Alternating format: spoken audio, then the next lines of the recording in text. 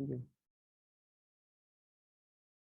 Oke, bismillahirrahmanirrahim. Assalamualaikum warahmatullahi wabarakatuh. Waalaikumsalam Alhamdulillah alhamdulillah, shalatu wassalamu ala Rasulillah wa ala alihi wa sahbihi wa mawalah, la haula wa la quwata illa billah. Rabbi sholli shodri wa yassir li amri wahlul 'uqdatam min lisani yafqahu qawli, amma ba'd.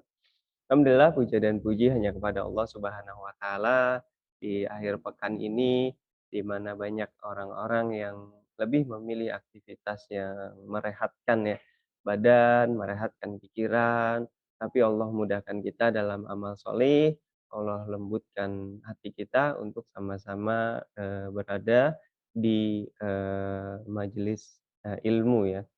Nah, walaupun secara online insyaallah mudah-mudahan tidak mengurangi, kekhidmatan dalam menuntut ilmu. Dan mudah-mudahan ini tercatat sebagai amal soleh di hadapan Allah Subhanahu wa taala. Amin amin ya rabbal alamin. Shalawat serta salam selalu tercurah limpah bagi nabi kita Nabiullah Muhammad shallallahu alaihi warahmatullahi. wasallam ya, yang kita sama-sama berharap selain daripada kita berkumpul di, majelis Zoom ini, mudah-mudahan kelak Allah kumpulkan kita juga bersama baginda Muhammad SAW di telaga Al-Kausarnya. Amin amin ya rabbal alamin. Terima kasih kepada, ibu-ibu, sahabat-sahabat semua, eee, yang telah meluangkan waktunya, insyaallah mudah-mudahan ini menjadi catatan amal soleh, kita kelak nanti, insyaallah. Dan hari ini, Islamic Management Training kembali mengangkat, materi manajemen, ya dalam hal ini adalah manajemen keluarga dan lebih spesifik adalah, eee tentang hubungan ibu dan anak. Ya, bagaimana kemudian banyak di antara kita yang menganggap anak-anak kita, sebagai beban gitu, jadi nggak bisa ini, nggak bisa itu. Nah, jadi bagaimana kita menyikapinya, nah insyaallah kita akan sharing-sharing. Mungkin juga akan disinggung masalah-masalah lainnya mungkin, terkait, bagaimana mengubah beban agar bisa menjadi, kekuatan.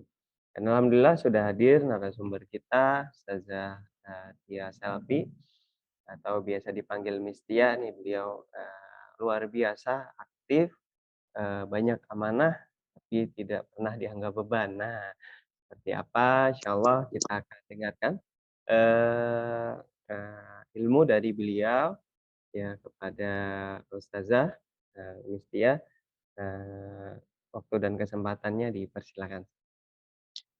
Oke, bismillahirrahmanirrahim. Assalamualaikum warahmatullahi wabarakatuh. Alhamdulillah alhamdulillah rabbil alamin. Insyaallah astagfirullahaladzim astagfirullahaladzim astagfirullahaladzim. Bismillahirrahmanirrahim. Mmm, Alhamdulillah teman-teman atas kasih sayang Allah ya kita dikumpulkan di Zoom meeting kali ini ya. Masya Allah barakallahu fikum. Semua teman-teman ketahuilah kita adalah orang-orang pilihan karena nggak semua orang bisa memilih pilihan untuk hidupnya. Untuk di pagi hari ini mungkin emak-emak jam-jam segini tuh mau nyuci baju gitu kan ya, nyetrika lah pagi-pagi. Tapi Masya Allah, hari ini Allah kasih kita kesempatan buat bisa sharing, ya sharing. Karena di sini juga saya masih belajar. Masya Allah, alhamdulillah, rabbil alamin. Salawat serta salam kita curahkan kepada baginda besar kita Muhammad Sallallahu Alaihi Wasallam. Karena beliaulah kita bisa menikmati nikmat Islam ya, luar biasa sampai detik ini di Indonesia, kita bisa menikmati indahnya, enjoy-nya menjadi seorang muslim, luar biasanya, Masya Allah, alhamdulillah. Oke, hari ini kita mau ngobrolin ya, ngobrolin ngobrolin, eee, hal ya, ngobrolin hal yang sebenarnya sharing sesuatu yang ini mau dibilang penting ya memang penting gitu ya, kalau kita menganggapnya penting, penting, kalau enggak ya enggak. Karena banyak gini teman-teman ya, satu hal dulu sebelum saya lanjut kepada pembahasan, satu hal, hal pertama yang mau saya sampaikan kepada teman-teman adalah Amanah menjadi seorang ibu, itu yang ngasih itu bukan siapa-siapa, langsung ini mah, bukan manusia yang ngasih, ini Allah yang ngasih. Kita logikanya dikasih amanah nih misalnya, "Ini kamu jadi bendahara ya, jadi bendahara pegang uang 100 juta misalnya. Wah kita tuh pasti kan bakal pegang uang itu hati-hati kan, bakal dijaga, pencatatannya juga pasti akan detail, atau, "Nih kamu jadi RT," gitu kan. Wah itu pasti akan langsung, "Ayo bikin tim rapat, ada pos ronda, nanti ada ronda supaya menjaga keamanan masyarakat, terus kebersihan," itu dipikirin detail gitu. Itu hanya sebuah amanah dari manusia, dari makhluk. Kita bisa apa ya, bisa sedetail itu, dikasih amanah sama sekolah, "Kamu jadi guru, ngajar misalkan matematika." Wah, kita akan mikir tuh, nulis dari persiapin dari RPP-nya, kita minggu ini mau belajar apa, minggu kedua belajar apa, terus murid-murid di apa setiap murid tuh, apa namanya, kita pelajarin detail ya. Ini dia progresnya udah sampai mana, sedetail itu. Kita dikasih amanah sama makhluk aja bisa kita sedetail itu dan setakut itu gitu. Jadi benar-benar semenjaga itu. Apalagi menjadi seorang ibu. Jadi seorang ibu tuh amanah langsung dari Allah. Jadi kita tuh udah dikasih privilege, dikasih jabatan langsung nih dari Allah. Nih ibu, eee, sebagai madrasah pertama anak. Sekolah aja, sekolah itu pasti kalau mencari guru itu pasti ada ini kan, dicari guru buat sekolah ini, syarat S1, terus apa lagi, usia sekian, ya kan, pasti ada syarat-syarat. Nah pun sama, Allah itu sudah memberikan kita amanah jadi seorang ibu karena Allah tahu kita tuh sangat amat berkualitas gitu. Terlepas karena kualitas seorang ibu itu nggak tergantung dari dia S1, S2, S3, no, nggak dari sana. Tapi kualitas seorang ibu itu tergantung dari pemahamannya tentang agama, tentang Islam.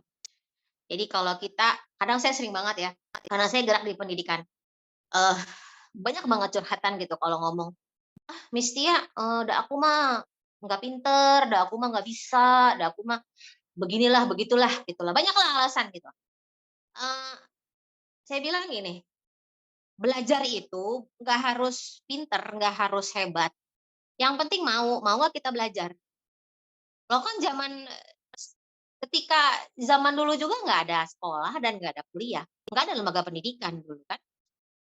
Tapi Masya Allah menghasilkan generasi-generasi hebat, generasi-generasi selevel para sahabat gitu ya, Masya Allah gitu.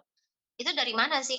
Maka kita harus sadar dulu, kita dikasih amanah sama Allah menjadi seorang ibu, itu adalah amanah yang luar biasa yang harus kita jaga dan kita harus yakin sama kemampuan kita. Kadang kita sendiri nggak yakin sama kemampuan kita teman-teman. Padahal sebenarnya kita tuh jauh lebih hebat dan lebih pintar karena, eee, guru terbaik buat anak-anak kita ya kita, orang tuanya. Walaupun guru di sekolah, kita sekolahin anak nih, terus guru anak kita itu S2 gitu kan, S2 ITB, S2 UI gitu misalnya. Tetap walaupun guru itu dia S2, S3, kita ibunya yang paling hebat buat anak kita. Harus menanamkan hal tersebut ke diri kita. Karena apa? Mmm, kita tuh Allah itu bagaimana prasangka kita. Kalau kita berprasangka sama diri sendiri aja udah pesimis, kita udah nggak bisa, "Aku mah bodoh, aku mah udah nggak bisa, aku mah nggak mampu." Ya akhirnya afirmasi negatif itu yang akan ngebentuk pemikiran kita nantinya. Yang akhirnya kita malah meyakini gitu bahwa, "Oh iya ya, emang emang iya sih, emang saya bodoh, emang saya mah nggak bisa." Akhirnya benar-benar nggak bisa. Makanya Allah tuh ya gimana prasangka kita. Kenapa sih kita harus punya afirmasi positif? Kenapa sih kita harus punya semangat yang dahsyat dan hebat? Kenapa sih kita harus punya visi besar di masa depan gitu? Ya karena Rasul juga begitu gitu. Karena Rasul tuh ngajarin umatnya untuk punya visi besar. Gimana nggak kalah besar teman-teman? Mekah tuh segede apa sih? Kecil teman-teman. Awalnya Islam di Mekah itu hanya segelintir. Hanya segelintir lah gitu lah. Tapi lihat, dimulai dari Mekah, kemudian berhijrah ke Madinah. Masya Allah, sampai sekarang Islam menyebar ke seluruh dunia. Karena apa? Rasul tuh punya visi besar. Para sahabat tuh punya visi besar. Maka ketika Rasulullah Shallallahu Alaihi Wasallam mengajarkan kita umatnya untuk memiliki ketika Rasul punya visi besar, maka kita sebagai umatnya wajib ngikutin apa yang Rasul lakuin. Oh, Rasul saya juga punya visi besar. Rasul saya aja sangat percaya diri, ya. Gimana kurang nggak percaya diri orang dari hanya di Mekah segelintir orang, ya. Bahkan ketika di Madinah belum punya kalau sekarang mah alat-alat peperangan gitu kan. Tapi Masya Allah, dari Badar aja kita bisa tahu gitu kan. Luar biasa perkembangan dari Badar, Uhud, nyampe ke Khandaq gitu kan, itu Masya Allah luar biasa. Dari yang di Uhud tuh cuman cuman ada sekitar 6 pedang, cuman ada sekitar 2 kuda, ketika di Khandaq sudah masuk ke 500 kuda, itu kan Masya Allah gitu. Berarti Rasul ini bergerak, terus bergerak tanpa henti, bergerak tanpa tapi, bergerak tanpa nanti, yaitu karena Rasul punya visi besar. Maka kita ini sebenarnya nggak kekurangan motivator. Iya benar, kadang suka gini, aduh aku tuh butuh motivasi. Teman-teman, ya saya kasih tahu nih buat emak-emak ya, buat ibu-ibu. Yang suka ngedrop, yang suka ngerasa capek, yang suka ngerasa lelah, saya kasih tahu. eh Hidup itu selama kita masih napas ya pasti capek. Saya bisa ngebayangin lah ya. Kadang capek, jadi ibu itu capek luar biasa. Tapi Masya Allah, kalau kita tahu, sadar yang ngasih amanah kita ini adalah Allah, maka wah nggak bakal mau deh, eee, nggak bakal mau deh pasti deh bagi-bagi deh, nggak mau, udah saya aja yang megangnya, karena ini yang menggaransinya ini langsung Allah. Maka ketika kita menghadapi beban masalah, kadang nggak cuma dari anak ya, ada dari suami, dari pasangan, ada dari mertua, dari tetangga, dari saudara, dari mana-mana, justru kita harus sadar, seorang rasul saja, kesayangan Allah, kekasih Allah ya, Rasulullah SAW, surganya udah jelas ya kan, udah pasti surganya Rasul. Itu masih diuji, masih dilemparin batu, kotoran, bagaimana kisah Thaif ya teman-teman, kalau tahu Masya Allah itu, subhanallah. Seorang Rasul aja kekasih Allah tuh masih diuji loh, masih dikasih ujian demi ujian. Allah itu betul-betul ya, kita makanya penting buat ibu-ibu, buat mama tuh belajar sirah. Karena benar, sirah itu adalah sejarah, motivasi, inovasi, prediksi gitu. Seakan-akan tuh betul-betul saya ngerasa pribadi, kerasa banget seluruh permasalahan hidup saya tuh contekannya ada di sirah. Jadi ketika kita ngerasa ngedrop down, wah sudah ada semua di sirah jawabannya, contekannya udah ada, tinggal ngikutin. Maka ketika Rasul itu dari mulai lahir nyampe beliau wafat, itu kan ujian terus, kesakitan terus, kesusahan terus, kesulitan terus gitu. Tapi lihat apa yang beliau lakukan. Beliau nggak ada ngeluh, nggak ada nanti-nanti, nggak ada yang banyak dikit-dikit mau healing dulu lah, pusing, nggak ada gitu kan. Masya Allah ketika Rasul mendapatkan ujian demi ujian, hantaman demi hantaman, terus kesakitan demi kesakitan. Tapi Rasul tetap yang membuat beliau bergerak adalah visi besarnya, apa? Visi akhirat. Karena beliau tahu dunia itu cuma sebentar dan akhirat lah yang harus di-preparing. Kalau kita mau mau mudik aja, saya mau mudik ke Bandung aja saya prepare kok. Ini bensinnya, nanti makanannya, nanti kalau in case apa ya misalkan mau ngapain, mau makan di jalan apa gimana, siapin tuh berapa budget 10 juta misalnya.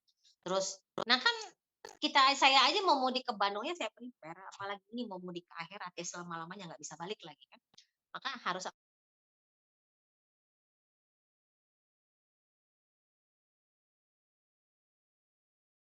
siapkan, betul-betul akhirat. Maka sebenarnya anak kita, suami kita, kesusahan kita, itu bukan sebuah beban. Karena segala sesuatu itu tergantung dari sudut pandang ya. Kalau kita nganggep jadi istri itu capek, jadi ibu itu capek, ya maka itulah jadinya capek. Tapi kalau kita menganggap, oh jadi istri itu menyenangkan, jadi ibu itu luar biasa menyenangkan. Luar biasa, saya banyak banget teman-teman. Maka eh capek dan tidak capek, berat atau tidak berat, happy atau enggak happy, itu tergantung dari sudut pandang kita, dari mindset kita. Makanya ketika, eee, kita punya mindset pemenang ya, kita jadi pemenang. Tapi kalau udah mindset-nya pecundang, ya jadi pecundang, mau gimana juga. Di sini ya, pentingnya kita belajar bagaimana ketika di perang Badar, itu tuh betul-betul kalau saya baca, saya pelajari, itu luar biasa banget. Sebenarnya ada 2 perang yang betul-betul menginspirasi saya. Satu perang Badar, satu lagi perang Uhud. Itu itu tuh kayaknya tuh 2 perang itu tuh betul-betul ketika saya mendapatkan banyak sekali ujian, cobaan, tekanan, kesakitan gitu. Saya ingat 2 perang itu dan itu betul-betul jadi kayak booster gitu buat saya pribadi. Bagaimana kisah di perang Uhud, saya melihat sahabat Thalhah bin Ubaidillah ya, saya ngebayangin aja gitu, bagaimana seorang Thalhah, eee, sampai sedahsyat itu melindungi Rasul gitu ya. Saya sampai, ngebayangin gitu, di punggungnya sekian puluh anak panah dengan 90 total luka yang ada di seluruh badannya, jari-jarinya tuh putus semua gitu. Dan beliau harus ketika lagi apa, melindungi Rasul kan ketika terhimpit itu, kan Thalhah tuh kan, yang ngelindungin beliau tuh harus membagi konsentrasinya antara beliau merhatiin Rasul, merhatiin pasukan pemanah yang di atas ya, pasukan pemanahnya, Khalid, saat itu Khalid belum masuk Islam, eee, plus plus dia ditambah dengan luka-luka sekujur tubuh, jari-jarinya putus, itu saya kadang, Masya Allah gitu, ini gimana gitu loh, ini luar biasa banget gitu. Kadang saya pikir, "Ya Allah kesakitan saya tuh nggak ada apa-apanya. Ya Allah fight saya tuh, perjuangan saya tuh nggak ada apa-apanya," gitu. Bagaimana saya pikir, "Oh Masya Allah banget nih." Uhud ini luar biasa, sebuah pelajaran dahsyat buat saya pribadi dan bisa dibilang perang Uhud itu adalah merubah pola pikir saya, merubah pola pandang saya sebagai seorang istri dan seorang ibu. Apakah saya sempurna? Oh tidak, teman-teman. Pernikahan saya sempurna? Tidak, teman-teman. Saya dan suami itu melewati banyak hal yang berat, bahkan kita sempat sempat sempat ada terpikir untuk berpisah itu ada. Ada fasenya gitu. Ada fase di mana kita sama-sama mikir, "Ih, bener gak sih nih? Bener gak sih nih?" Gitu kan, kayak, "Ah, udah ah, gue udah nggak bisa deh sama dia," gitu, "udah kagak bisa deh gue sama dia," gitu. Sempat ada di situ. Udah sampai ada di fase, "Ah, kayaknya udah gue nggak bisa lagi, nggak bisa nih." Sempat ada di fase. Tapi apa sih yang akhirnya menyatukan kita lagi? Ya berpikir lagi kita tuh mau nyari apa? Di dunia tuh mau nyari apa? Nikah tuh buat apa? Punya anak tuh untuk apa? Ya, yang pasti yang kita cari adalah kebaikan akhirat. Maka sedahsyat apapun permasalahan, se apa ya? Sedahsyat apapun permasalahan, sebeda apapun kita sama suami, setidak sefrekuensi apapun kita sama suami misalnya, atau sama anak, atau sama saudara, atau sama mertua, atau sama tetangga, sama siapapun gitu. Tetap yang akhirnya membuat kita keep move on, membuat kita terus gerak ya visi. Makanya penting kita punya visi sebagai seorang muslim. Apa visi kita? Saya punya visi sebagai seorang muslimah dan saya sama suami juga punya visi. Nih, keluarga kita mau diapain sih? Anak-anak kita mau diapain sih? Gitu. Harus tahu dulu. Makanya agak sulit sebenarnya kalau eh, suami istri nggak sefrekuensi, susah. Susah banget gitu. Karena saya pernah mengalami sama suami dan akhirnya kita berdua berusaha untuk menyatukan visi kita itu loh. Frekuensi itu disamain gitu. Dan itu memang butuh effort yang luar biasa. Itu butuh eh butuh perjuangan. Tapi kita sadari lagi bahwa memang ya hidup itu emang harus berjuang. Nggak bisa enggak. Rasul aja berjuang loh. Rasul surganya dijamin Allah, kekasih Allah aja masih dikasih ujian, masih dikasih kesusahan gitu kan. Terus tapi tetap keep keep on fighting, keep move on, terus keep on fire juga Rasul tuh. Ya masa kita surganya belum jelas gitu kan. Belum ada apa-apanya juga buat perjuangan Islam terus kita udah dikit-dikit langsung kena mental gitu kan, kena aduh aku mental health gitu ya, aku langsung ngedrop down. Nggak, jangan.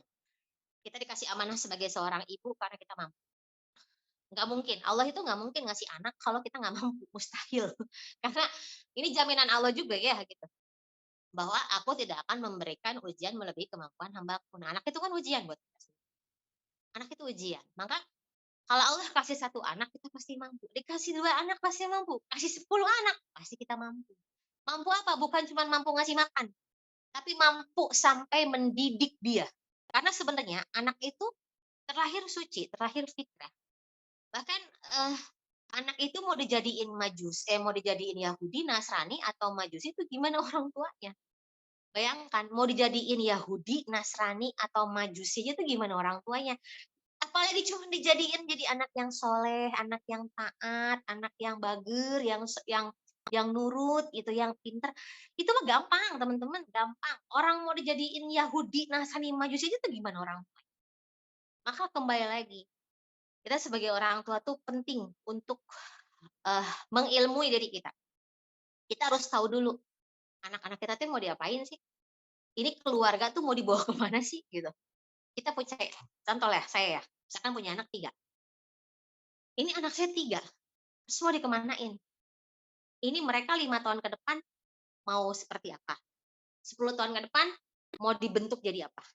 Nah, ketika udah balik, kalau kita kan tugasnya sampai balik ya. Jadi dalam Islam itu ada 3 fase, 0 sampai 5 tahun, 6 sampai 12 tahun, 12 tahun ke atas itu sudah masuk usia balik. Jadi ada usia anak-anak itu usia 0 sampai 5 itu usia ibu.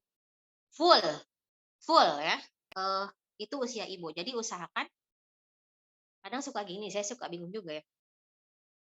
Kita tuh kadang pengen anak yang soleh dan solehah. Caranya sama Allah udah dikasih di Al-Qur'an, ya. Apa tuh caranya, Mis? Susuin 2 tahun. Susuin dulu nih 2 tahun nih anak. Tapi tetap kita banyak yang ngelanggar kan. Alasannya kerja lah, campur susu formula. Itu saya ngerasain teman-teman. Anak saya yang pertama Ijaz. Wah, saya nyeselnya sampai sekarang. Ada aja alasan saya gitu dulu, ya bengkak lah, ya sakit lah, kemudian saya harus kerja lah, gitu. Alasan tuh dia ada-adanya, padahal itu udah jelas Allah tuh nyuruhnya 2 tahun susuin, udah simpel, ikut aja gitu kan. Usia 0 sampai 5 tahun tuh sama ibu. Tapi kan kadang suka kita yang ngelanggarnya, titipin ke PAUD lah, ke TK lah, ke daycare lah, ke nenek lah, ke mana Kak, bayar babysitter lah gitu. Padahal itu Allah udah ngasih, apa ya, contekan gitu. Allah tuh udah ngasih contekan, gimana cara ngebentuk anak yang solih dan solihah. Nih loh di Quran dijembrengin, dah Allah mah nggak pelit sama ilmu, dijembrengin tuh, jembrengin itu bahasa apa itu? Di dibuka tuh di Quran tuh sejelas-jelasnya cara mendidik anak. Kita kadang suka bingung sih, suka, aduh pakai metode apa ya? Kita tuh suka stuck sama metode, sama tips and trick gitu. Suka terjebak pada itu. Tapi kita nggak nanya dulu nih ke diri sendiri, anak saya tuh mau dijadiin anak yang kayak gimana ya? Mau dijadiin orang yang pintar apa orang yang beriman? Itu dulu. Karena kalau kita sudah menentukan pilihan, sebuah pilihan itu pasti ada konsekuensinya. Dan sebuah pilihan itu, nah yang namanya konsekuensi itu pasti capek, itu pasti capek. Nggak mungkin nggak capek. Maka, kita harus tahu dulu mau diapain. Kembali lagi tadi ke fase anak. Ada lagi, fase usia 6 sampai 12 tahun, ya atau usia tamyiz gitu ya. Itu usia ayah. Usia ayah gitu. Jadi di mana ayah itu harus hadir di sana. Bukan cuman ada ya, kalau di rumah ada, di rumah ayah ada, tapi ayahnya mungkin main game, ya kan, nonton, buka HP atau apa, itu beda. Ayah itu bukan hanya harus ada, tapi harus hadir, ya. Ingat hadir ya. Karena gini teman-teman, bahkan saya baru nonton itu kemarin, apa apa, Bunda Eli Risman ya, saya nonton kemarin tuh. Ya ternyata, dan saya diskusi juga sama teman saya yang psikolog, ini apalagi saya di Tasik ya. Jadi memang kondisi anak-anak yang LGBT itu memang karena fatherless gitu, memang kekurangan figur ayah. Dan bapak itu, ayah itu nggak ngerti nggak ngerti ilmu jadi ayah. Pikir dia, ya udahlah saya cari uang, terus, saya nafkahin selesai, padahal tidak sampai sana. Efeknya beda banget. Ayah itulah yang menumbuhkan tanggung jawab. Ayah itulah yang mengajarkan dan menumbuhkan, eee, kedewasaan dan kemandirian sama anak. Dan ayah itulah yang menimbulkan dan menumbuhkan rasa percaya diri sama anak. Maka sebenarnya usia 6 sampai 12 tahun itu adalah usia golden age ya, kalau kalau dibilang sekarang mah golden age itu usia krusial. Karena itulah titik poinnya nanti dia di usia balik, dia bakal oke apa enggak nih. Makanya di-preparing lah, usia SD itu di-prepare. Nah gimana kalau ayahnya yang jauh, bisa nggak? Ya bisa, bisa. Lah orang Nabi Ibrahim aja emangnya sering ketemu sama Nabi Ismail? Kan enggak, gitu. Tapi lihat, kualitas seorang, Ismail luar biasa ya. Ayahnya datang, terus, Ismail mau disembelih, Ismail ya udah ayah sok ya udah ayah kerjakan, kalau itu memang perintah Allah kerjakan. Coba ada nggak anak sekarang kayak gitu? "Nak, ayah mau sembelih kamu ya, diperintah sama Allah." "Ih, ayah gila ya?" Paling digituin kan. Kenapa? Ya karena beda, bedanya soal keimanan. Makanya penting banget penanaman sama anak tuh penanaman tauhid. Betul, saya kerasa banget, eh apa ya, saya ini adalah produk apa ya, produk gagal dari pendidikan gitu. Jadi, ya kenapa saya bilang saya adalah produk gagal dari pendidikan, ya taatnya telat gitu kan, sadarnya telat, udah tua gitu kan, taubatnya juga udah telat gitu, karyanya juga telat gitu kan. Jadi sedangkan dalam Islam itu kan, usia muda itu adalah usia yang luar biasa, banyak bahkan hampir 85%, eee, apa, yang pertama kali menyokong dakwah Rasul tuh pemuda, gitu. Jadi memang pemuda itu luar biasa sekali. Dalam Islam itu, waktu itu adalah usia adalah yang krusial ya, karena kan banyak kan kita kalau tahu Al-Khawarizmi 17 tahun, Ibnu Sina 17 tahun gitu ya, Ibnu Khaldun ya, eee, itu Masya Allah itu. Jadi mereka-mereka adalah contoh-contoh usia muda muda, taat, punya karya. Nah itu Masya Allah, itu yang harus kita buat sebenarnya ke anak-anak kita. Bisa nggak? Bisa. Bisa banget. Bisa banget banget gitu. Kadang-kadang banyak yang bilang gini, "Ah, atuh Mistia, udah beda zaman," gitu kan, "itu mah zaman sahabat, itu mah zaman mereka," gitu. Enggak sama sekali kok. Kita bisa membuatnya. Loh, Al-Quran itu adalah sebuah, apa ya, sebuah tuntunan yang nggak akan ada endingnya. Al-Quran itu sebuah contekan, panduan yang nggak akan usang dimakan zaman gitu. Jadi kalau kita mau menghasilkan selevel Khalid bin Walid sekarang bisa bisa. Mau menghasilkan generasi selevel Muhammad Al-Fatih sekarang bisa bisa. Mau menghasilkan generasi selevel Nusaibah binti Ka'ab sekarang zaman sekarang bisa bisa. Kenapa enggak? Kalau seperti Aisyah bisa bisa, Fatimah bisa. Tapi satu syaratnya. Syaratnya apa, Misti ya? Mau belajar, gitu. Mau belajar. Karena dari kita belajar, kita akan semakin sabar. Teman-teman, saya ini basicnya orangnya sangat keras kepala. Kayak dulu tuh. Jadi, eh saya itu termasuk orang yang kalau nggak masuk ke otak saya tuh bukan tipe kalau orang yang gampang ikut. Kalau nggak masuk ke sini saya. Bukan orang yang gampang ikut-ikutan gitu. Tapi ketika saya semakin belajar, dulu karena saya tumbuh dari keluarga yang broken home, ya, saya keluarga broken home, saya tumbuh. Jadi yang ada di otak saya, mindset saya itu adalah cewek itu nggak boleh kalah sama cowok. Eee, kalau cewek itu harus harus bisa mandiri gitu. Pokoknya gue nggak boleh tergantung sama laki-laki, gue nggak boleh tergantung, gitu terus. Yang pada akhirnya mindset seperti itu, ya, dan ditambah lah ya, ditambah sudah ada, pengalaman sendiri, ditambah pergaulan saya juga yang masih jahiliyah gitu ya, sama orang-orang yang sekuler. Dulu kan kalau di kampus kan, aduh astagfirullahaladzim ya, dulu saya sempat jadi aktivis feminis, alhamdulillah, astagfirullah, mudah-mudahan Allah memaafkan saya. Itu yang jadi masuk ke otak saya.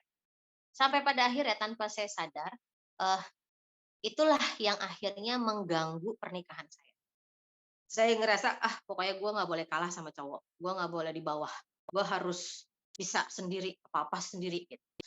Sebenarnya nggak salah sih, cuman yang salah itu kalau kita tidak sadar posisi. Namanya istri ya, istri itu ya memang Allah ciptakan itu sebagai harus tunduk, taat, nurut sama suami. Jadi jangan jangan pengen istri itu memimpin, nggak bisa. Ya istri, harus tunduk, taat sama suami. Apalagi dulu kita punya punya penghasilan sendiri, wah itulah luar biasanya. Makanya ujian, kayak ujian. Tapi kembali lagi bukan berarti cewek nggak boleh berkarya, boleh banget gitu ya. Punya kekuatan, finansial harus ya harus banget gitu, harus gitu. Cuman yang penting diimbangilah dengan ilmu. Makanya saya bilang, udah deh saya mah ngerasa yang betul-betul menyelamatkan saya pasti Allah gitu ya, tapi benar-benar wasilahnya itu dari apa? Dari ilmu. Belajar lagi, kan kalau kita semakin sering datang ke majelis ilmu ya, teman-teman, itu tuh kan kayak denger nasehat ya. Jadi kayak denger nasehat, kayak dicerna sama otak. Terus dan kita nggak tahu loh teman-teman, dari lisan siapa, hidayah itu akan datang nyentuh hati kita gitu. Jadi, pentingnya kita sebagai seorang ibu itu untuk terus belajar. Karena anak-anak kita ini kalau dulu zaman saya, apa ya, bukan ujian, godaan gitu ya, atau hantaman-hantaman di luar tuh apa sih, standar aja paling film kartun gitu kan, Sailor Moon, Doraemon, apalagi dulu tuh Satria Baja Hitam, cuman gitu doang. Eh, hantaman-hantamannya cuman hanya sekedar itulah gitu. Nah, dulu saya pacaran-pacaran itu SMA malah, SMA lah gitu, zaman-zaman temen-temen gitu ya, temen-temen tuh, itu pun nggak ada yang kayak sekarang gitu. Gandengannya itu pasti malu, nggak bakal berani gandengan. Tapi kan ternyata kalau sekarang udah beda, ya. Sekarang ini kan anak-anak kita itu kan dihantam dari berbagai sisi. Dari mulai pacaran, LGBT, game online ya, YouTube, TikTok, and everything, banyak banget semuanya. Maka saya berpikir gini, ya Allah, yang bikin saya terus-terus akhirnya, gue pokoknya nggak boleh capek, gue nggak boleh capek, gue nggak boleh nyerah, gue nggak boleh. Itu yang membuat saya adalah gini, ya Allah, ini saya masih ada aja, saya masih hidup aja, zaman kondisi udah sehancur ini. Gimana kalau saya nggak ada? Apakah cucu saya, cicit saya masih menutup aurat dengan sempurna kah? Apakah nanti menantu saya, cicit, cucu, pokoknya keturunan saya tuh kira-kira mereka tuh masih kenal Islam dengan sempurna nggak ya? Dengan kafah nggak ya gitu? Itu yang jadi bikin saya, ah nggak boleh diem, pokoknya harus terus gerak gitu.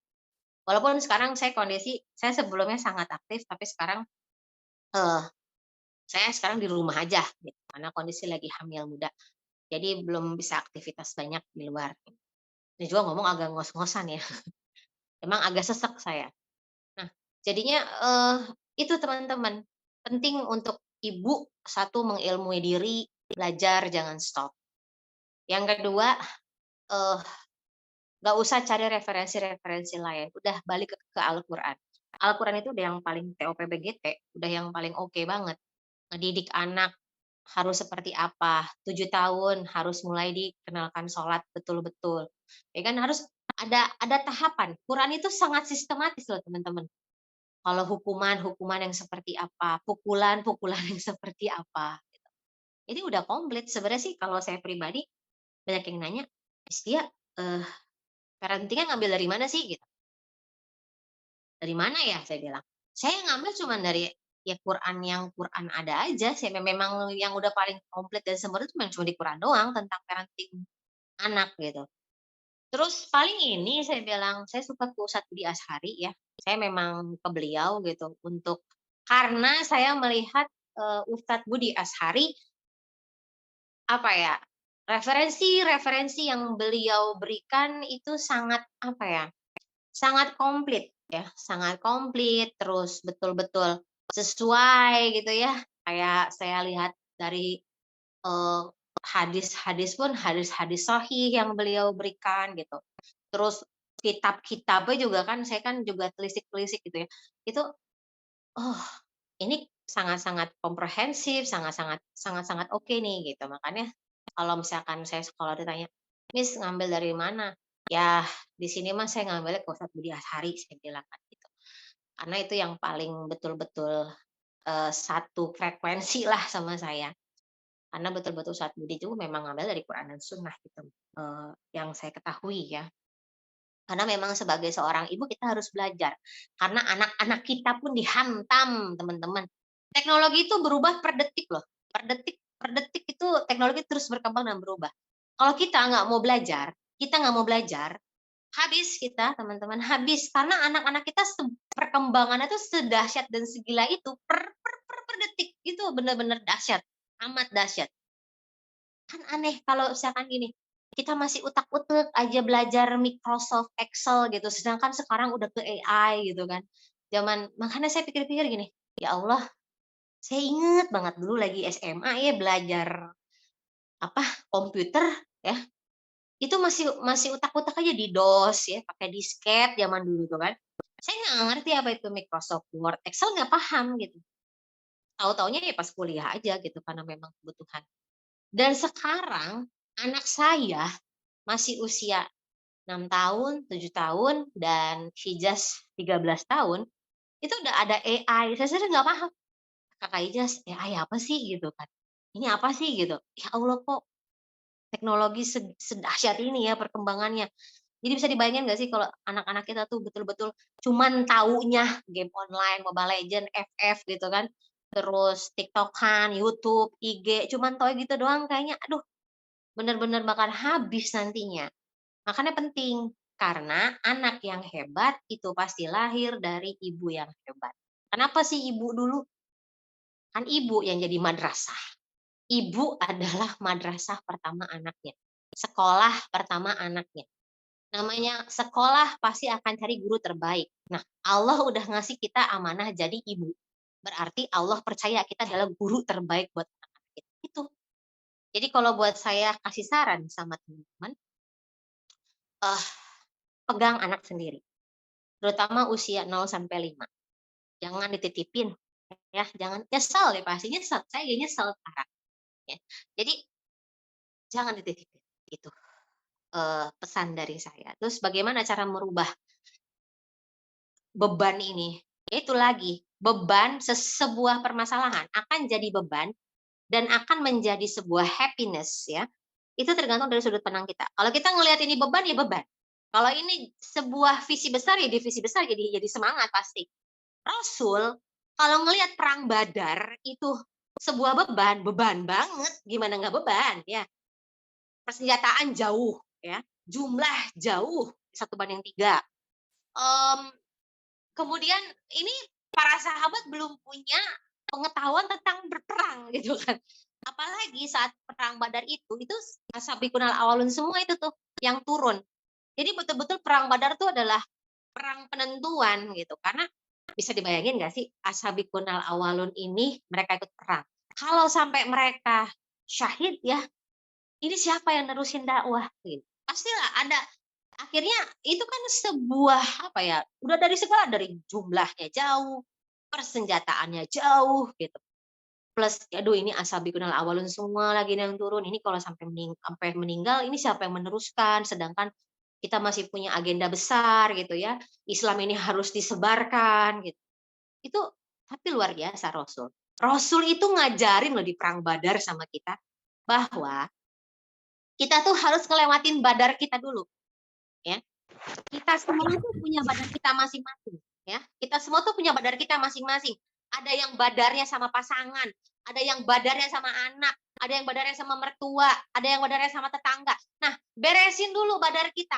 Kalau kita udah beres sama Badar kita, insya Allah kemenangan Konstantinopel akan datang ke kita. Jadi saya kalau ngasih logikanya gini loh teman-teman. Kalau saya bisa ngelewatin Badar saya sekarang, insya Allah nanti kemenangan itu akan hadir buat saya, buat hidup saya, gitu kan. Maka saya harus belajar dari permasalahan-permasalahan dulu nih yang basic ini bisa nggak nih dihadapi. Iya dong, karena kan ternyata tiap peperangan itu saya pelajarin gimana Rasul itu luar biasa. Eh, saya mikir gini, kenapa betul-betul sirah itu adalah contekan? Ya betul-betul saya mikir, "Oh, heeh ya, saya bisa nggak ya ngelewatin perang Badar saya sendiri?" Saya berpikir anak yang soleh ke depan gitu ya, punya anak yang soleh, hafid hafid, hafal Quran, sukses gitu ya, punya menantu yang solihah, cucu keturunan yang solih dan solihah, itu kan kemenangan kan, itu kemenangan buat saya gitu. Tapi saya nggak mau bersabar gitu dengan proses badar saya sekarang, misalkan sama suami, misalkan ada perbedaan pendapat atau sama mertua atau sama orang tua atau sama adik, sama kakak, sama saudara gitu, itu kan badar kita sebenarnya.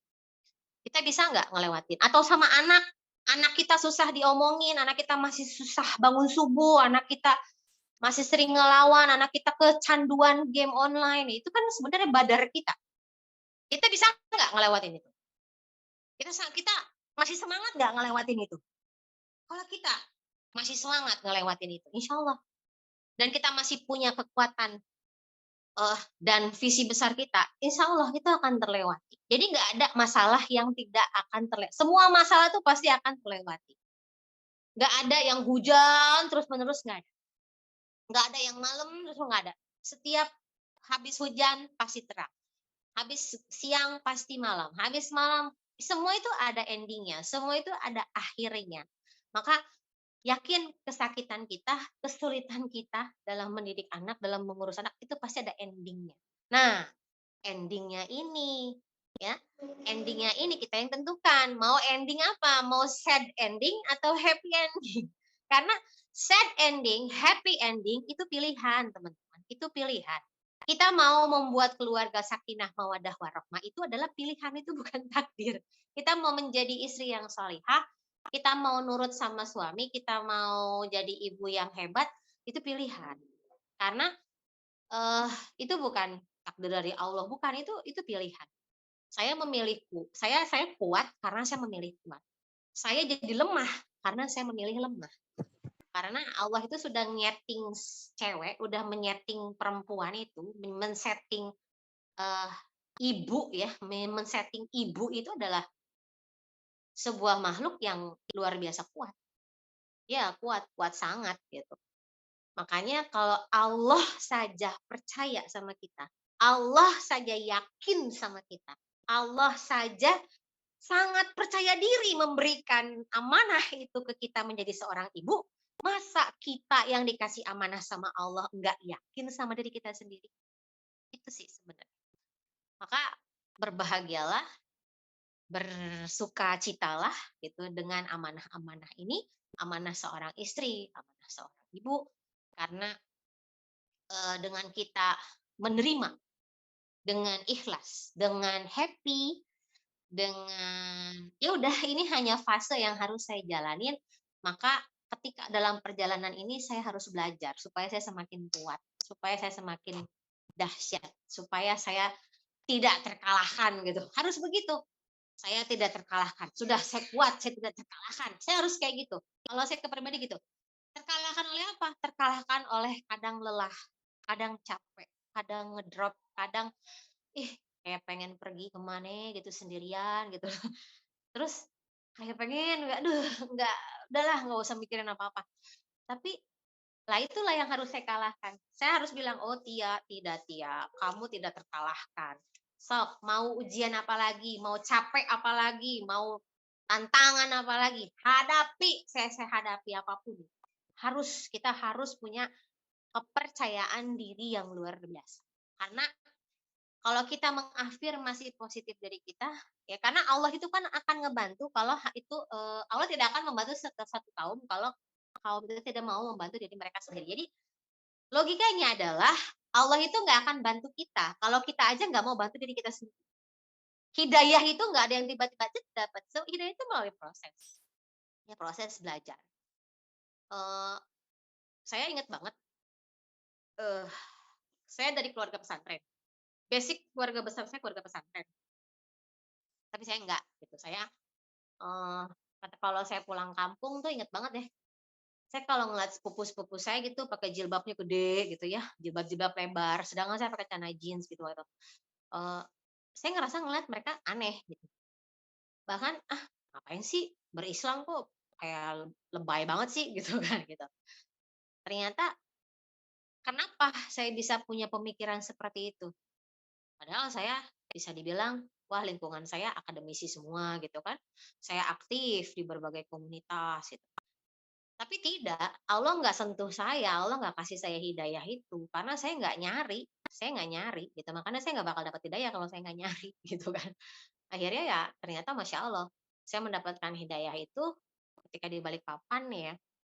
eh saya tuh nggak pernah nggak pernah nonton YouTube ustad-ustad ya, nggak pernah. Saya nontonnya Korea dulu, astagfirullah. Jadi pas saya mau ngelihat, saya ngelihat ceramahnya Ustadz Khalid Basalamah ya.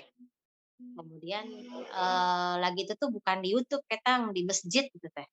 Suami saya yang ngomong, yang ada Ustadz Khalid Basalamah. Saya nggak tahu beliau siapa, siapa sih gitu, nggak kenal gitu, nggak tahu juga karena saking apa, saking keringnya loh, saya tuh saking nggak pernah taunya gitu loh tentang ceramah-ceramah.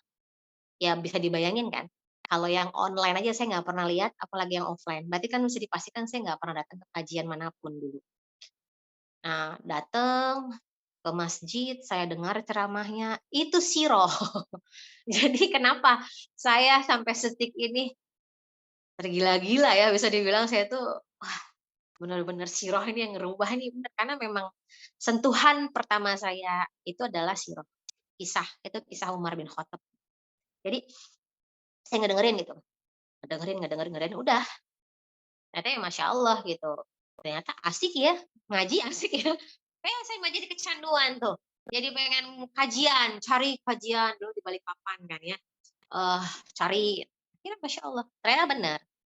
Setelah saya pelajari, sekarang saya udah semakin mengkaji, saya udah semakin belajar, benar ternyata kita itu akan semakin kuat, kita itu akan semakin terbentuk, kita itu akan semakin mantap kalau kita belajar.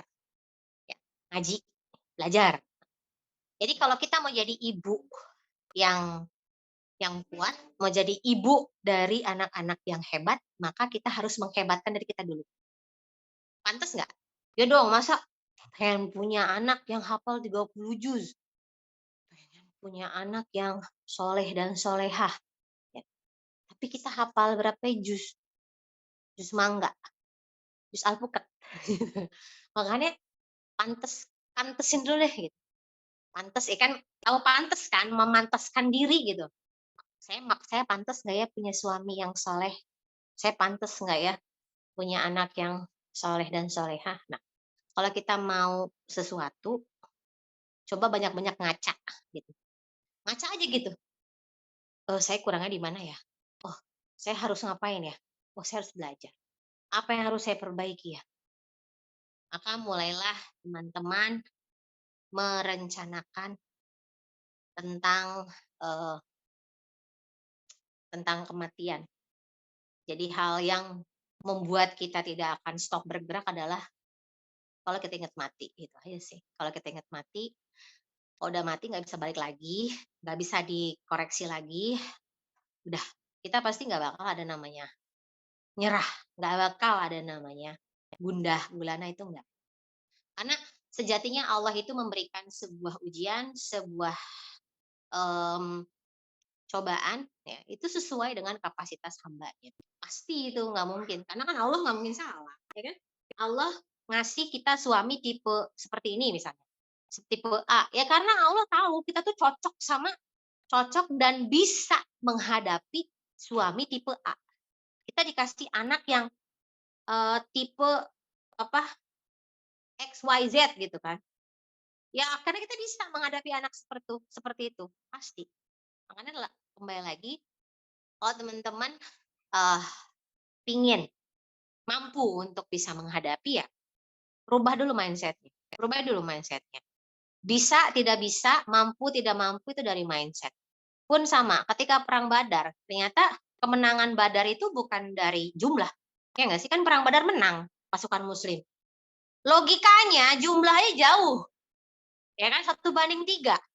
Terus apa ya, persenjataan jauh banget gitu kan. Jadi kalau secara logika hitung-hitungan itu nggak bakal masuk sini gitu. Tapi apa yang membuat pasukan muslim menang? Apa yang membuat Rasulullah Shallallahu Alaihi Wasallam dan pasukan muslim itu menang. Mentalnya, Rasul tuh punya mental pemenang, men. Jadi memang kalau orang udah punya mental pemenang, serah mau ngelawan berapa juga, maju terus. Karena memang tidak ada alasan, tidak ada alasan untuk mundur untuk seorang pemenang, nggak ada. Maju terus. Ya memang itu tujuannya kan, mati syahid, kalau enggak hidup pula atau mati syahid. Nah, kita harus seperti itu. Seberat apapun tantangan, ujian, cobaan, segala pun ngedrop apapun, baik dari, ekonomi ya, biasanya dari ekonomi gitu ya kan. Oh iya, Masya Allah gitu. Saya merasakan juga luar biasanya, bingung loh. Pernah ada di kondisi, saya gaji 400, suami 4,5, anak 3, ngontrak rumah aja 4,5 dulu gitu ya. Secara logika nggak bakal masuk. Tapi apa? Sok hayo. Saya yakin anak itu akan membawa rezekinya. Pasti karena Allah yang menjaminnya. Maka nggak mungkin. Allah itu nggak akan ngasih saya anak hanya untuk jadi beban, nggak mungkin. Mustahil. Saya yakin di situ. Allah tuh memberi saya amanah seorang anak karena Allah tahu saya mampu, karena Allah tahu saya bisa untuk menghidupi dan untuk ngasih makan dan juga untuk ngedidik gitu. Bahkan bukan hanya untuk ngedidik, ya ngedidiknya untuk apa? Untuk nanti untuk bagaimana anak-anak saya ini berguna untuk agama ini. Bukan hanya sampai pada nyusuin, ngasih makan, ngegedein, enggak. Tapi sampai pada titik di mana mendidik sampai anak-anak saya ini bisa berguna untuk agama ini. Pasti itu bisa. Jadi, nggak ada alasan kita untuk menyerah ya. Semoga bermanfaat apa yang saya sharing. Setiap ibu itu hebat, yakin ini amanah yang ngasih Allah, maka Allah itu pasti benar. Allah itu nggak mungkin salah. Tidak mungkin salah menunjuk seseorang Allah. Kalau kita adalah orang-orang pilihan, ketika menjadi seorang ibu, kita adalah orang-orang pilihan. Dan berbanggalah karena Allah yang menunjuk kita, Allah yang memberikan kita amanah. Itu aja yang bisa saya sharing. Mungkin selebihnya bisa dari tanya jawab. Sekian, assalamualaikum warahmatullahi wabarakatuh.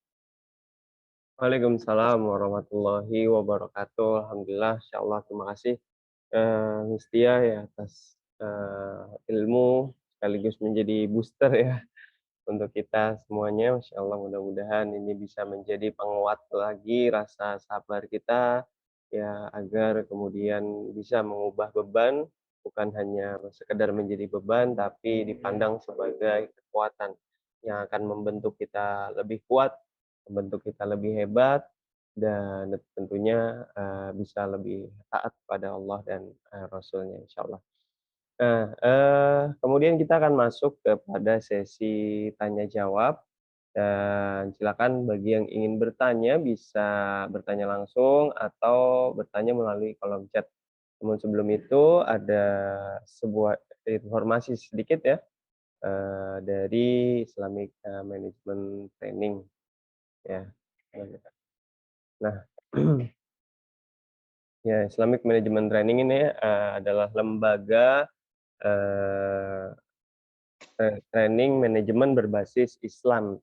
Ya, bagaimana kemudian kita ada program santri wirausaha, ya, berawal dari keresahan kepada para santri yang mungkin setelah lulus mau kuliah belum ada biayanya, lalu kemudian mau, usaha belum ada modal, dan kalaupun kerja juga belum ada kenalan dan tidak dibekali dengan ilmu-ilmu yang dibutuhkan di dunia kerja saat ini. Sehingga sekalipun mereka mendapatkan kerja, ada yang jurusannya malah, berbeda dengan apa yang dia pelajari. Bahkan ada yang masuk ke bank dan lain sebagainya, ini, sangat memprihatinkan. Nah, kami membekali, mereka dengan ilmu-ilmu entrepreneur, bagaimana manajemen agar tidak bertentangan dengan syariah, lalu kemudian, akad-akadnya agar sesuai, dan mudah-mudahan dari aktivitas, mereka, nanti kelak mencari nafkah itu, tidak menyelisihi syariat, sehingga harta yang dibawa ke rumah pun menjadi, berkah ya. Dan mudah-mudahan itu juga akan berdampak pada, harmonisnya, keluarga, hubungan keluarga di rumah. Bagi, sahabat-sahabat semua, ini program diadakan in-house training ya. Jadi, kalau ada kenalan santri, kalau ada kenalan rumah tahfiz, juga majelis taklim yang memiliki, warga binaan, nah bisa mengundang. Nah ini secara offline ya, untuk sementara ini kita masih di Jabodetabek. Nah silakan menghubungi nomor saya ya, kebetulan sebagai adminnya. Dan bagi yang ingin mendukung dalam bentuk donasi juga bisa melalui rekening berikutnya. Insyaallah, setiap manfaat programnya, setiap keberkahan yang dibawa oleh program ini, insyaallah akan mengalirkan pahala juga buat, ibu-ibu, sahabat-sahabat, semuanya ya insyaallah. Dan nanti ini bisa di-screenshot atau nanti izin saya, share kembali melalui, nomor WhatsApp ya. Mudah-mudahan Allah memberikan kita kemudahan dalam amal sholih dan Allah istiqomahkan kita dalam hingga jannahnya insyaallah. Amin amin ya rabbal alamin. Nah demikian ya, eee, informasi dari Islamic Management Training. Nah silakan bagi, ibu-ibu, sahabat-sahabat semua yang ingin bertanya, boleh bertanya, eee, melalui chat ataupun juga, bertanya langsung. Eee Ada Bu Wiwit nih yang sudah aktif kamera. Assalamualaikum Bu Wiwit.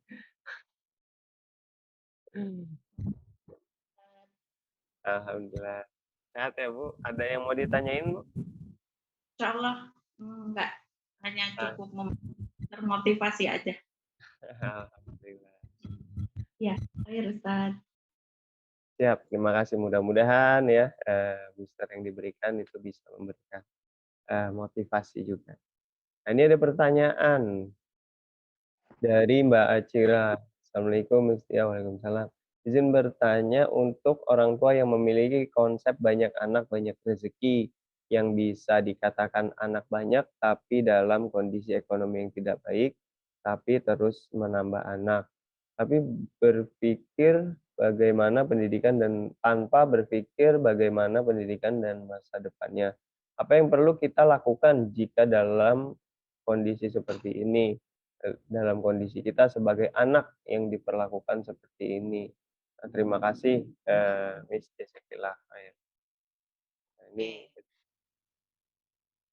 konsep, eee, orang tua yang punya konsep banyak anak banyak rezeki, betul banget, emang betul, karena tiap anak itu, membawa rezekinya masing-masing, pasti itu yakin, karena anak itu bukan beban. Yang jadi permasalahan adalah ya, orang tua yang memiliki konsep seperti ini tapi tidak diiringi oleh ilmu. Dan kita harus pahami teman-teman, banyak anak, banyak rezeki itu bukan hanya sekedar uang ya, bukan hanya sekedar, materi, bukan hanya berbentuk materi. Rezeki itu banyak hal ya, punya suami yang baik itu rezeki, punya anak yang mudah diatur itu adalah rezeki, segala hal itu jadi rezeki, sehat itu adalah rezeki. Maka gimana nih kalau saya ada dalam kondisi sebagai anak nih yang diperlakukan seperti ini gitu sama orang tua. Maka yang perlu kita lakukan adalah bicara sama orang tua, bicara, konsep banyak anak banyak rezeki itu gini ya, kita tidak bisa memahami hanya dari satu sisi aja teman-teman. Karena Islam itu nggak bisa kita memahami rezeki itu cuma dari satu sisi, tapi harus luas, harus semua kita pelajari. Maka yang perlu kita obrolin apa ya, ngobrol, ya ajak bicara, ajak diskusi bahwa anak itu amanah yang bukan hanya dikasih makan, tapi juga harus diberikan hak-haknya. Apa sih hak anak itu? Hak anak itu harus kita berikan apa? Yang satu dikasih nama yang baik, yang kedua dikasih pendidikan, ya. Dikasih pendidikan agama itu adalah hak. Jangan sampai nih, misalkan taruhlah saya anaknya, misalkan saya anak, saya ngomong sama mama saya misalnya, "Mah, ini tuh amanah yang harus dijaga betul-betul," gitu, yang harus diarahkan. Jadi bagaimana kalau pengen nambah anak boleh nggak? Pengen punya anak banyak boleh nggak? Boleh banget, orang Rasul seneng kok sama umat yang banyak gitu kan. Tapi harus dibarengi oleh ilmu, penting. Karena banyak di antara kita itu yang miss-nya, yang, apa, yang saya mati kameranya. Yang miss-nya itu adalah ketika nggak ini sama ilmu gitu, nggak dibarengi sama ilmu. Sudahlah nikah itu kan bawa rezeki gitu. Ada juga kan, nikah itu kan bawa rezeki. Nggak salah sih, emang bener. Nikah itu pasti namanya ibadah, Allah tuh sudah menjamin rezekinya, ya pasti. Cuman permasalahannya, nikahnya pakai ilmu enggak. Karena kalau kita nikah nggak pakai ilmu, fatal teman-teman. Kacau. Ya sama, punya anak nggak pakai ilmu, kacau pasti. Nggak mungkin nggak kacau, pasti kacau gitu. Pakai punya anak tidak di-preparing secara keilmuan kita sebagai ibu, gitu. Nah itulah, harus betul-betul, eee, diilmui sama kita. Wah, saya udah nikah nih, berarti saya harus belajar. Belajar gimana jadi istri, ya, gimana harus taat. Saya kasih tahu ya teman-teman, saya ngerasain ya, saya ini pendidik ya, taat itu adalah kata yang mudah banget diomongin tapi, lumayan effort untuk ngejalaninnya. Saya ngerasain banget itu.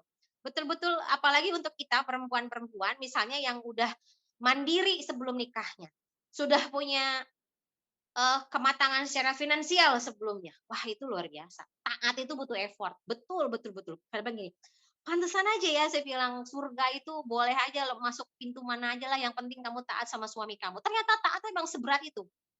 Tidaklah mudah untuk apa? Tidak mudah untuk orang-orang yang tidak punya ilmu. Kalau orang punya ilmu, taat tuh gampang. Sama. Punya anak banyak, punya anak sedikit, itu mudah untuk yang punya ilmu. Tapi akan susah untuk yang nggak punya ilmu.